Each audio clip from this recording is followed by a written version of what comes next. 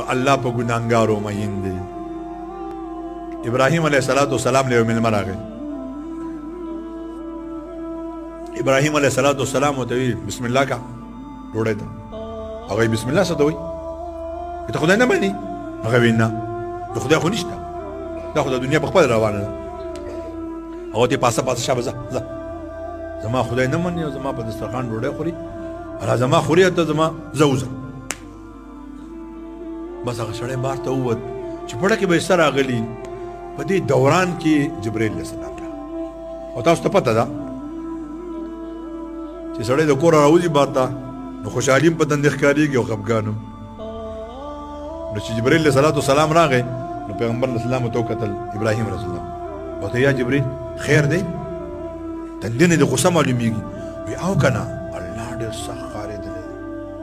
وی خیر دی څه وجه ده؟ وی الله وی چې لاړ شه ابراهیم ته ووایه چې دا خلک تا پیدا کړی دی کو ما؟ دا خو الله پیدا کړی. وی دا رزق له ته ورکوي کو الله ورکوي؟ دا خو الله ورکوي. وی الله وی چې تا ولې یو دسترخوان نه زما بنده پاسو؟ زما بنده الله اکبر. الله فرمایي قل یا عبادی الذین اسرفوا علی انفسهم لا تقنطوا من رحمت الله. زما بندگانو چې تاسو په خپلو ځانونو د ګناهونو انتها کړې ده خو زما د رحمت نه مه ناامیده کېږئ. زه ډېر مهربان. یا ایها الانسان ما غر ربک الکریم. ای انسانه چا دوکه کړې په یو مهربانه رب باندې؟ هغه دې پرېښود بل طرف ته لاړې.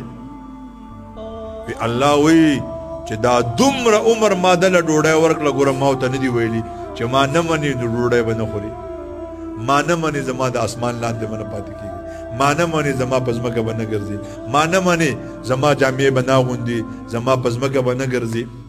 تاسو موږ ځان ته نه ګورو څومره موږ ګناهګار یو زنا ته جامې وباسو الله راته بیا به اغوندي. سهار مونځونه کو بیا الله ډوډۍ راکړي. الله وایي زما مړی به خیر دی، دنیا به کې ګرځي ته به کې ګرځه مړی هېڅ مسله نشته.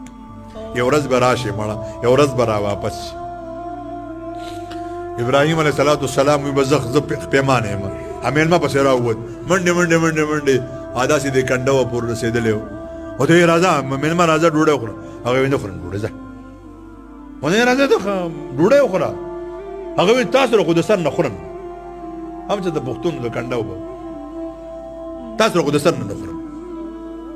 لکه مړه منت ته کومه که نه راځه خیر دی ساري درته وایم. هغه وایي څه وجه ده چې اوس په ما پسې را رواني وخت دې ولې پاسولم؟ ابراهیم علیه السلام ته فرمایي ای زما ورورې ستا په وجه ما ته الله قار شو. هغه سړی ورته وایي زما په وجه؟ ویاو زما په وجه؟ ویاو. وی کوم الله چې زه نه منم؟ وی هماغه الله چې ته نه منې، هماغه الله ما ته وایي چې دا زما بنده دی. ګوره زه ولې رزق ورکوم زه ورته نه وایم او ستا سره په کور کې یو ورځ مېلمه شو تا د دسترخوان نه پاسوم. الله اکبر. هغه نوجوان وایي ما ته کلمه ووایه چې کوم رب په ما دومره مین دی او ګوره زه د هغې رب دومره نافرماني کوم. زما وروڼو د خپل رب سره روغه وکړئ. څوک دي چې هغه د خپل رب سره روغه کوي؟ زما وروڼو نن ووایئ الله زما توبه ده، ووایئ الله زمونږ د ټولو ګناهونو نه توبه ده.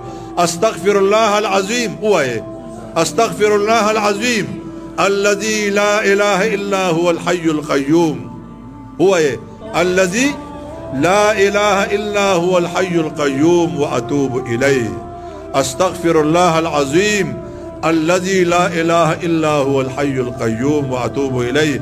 استغفر الله العظیم الذي لا اله الا هو الحي القيوم واتوب الیه. عرش مالک وایي چې څوک ما ته دا کلمه درې پیرې ووایي زه ورله ټول ګناهونه معاف کوم کو د سمندر د زه ګمرئ، کو د کائنات کې د دې شو ګمرئ، کو دې په کائنات کې د دې ستورو مرئ، دا ټول ګناهونه ورته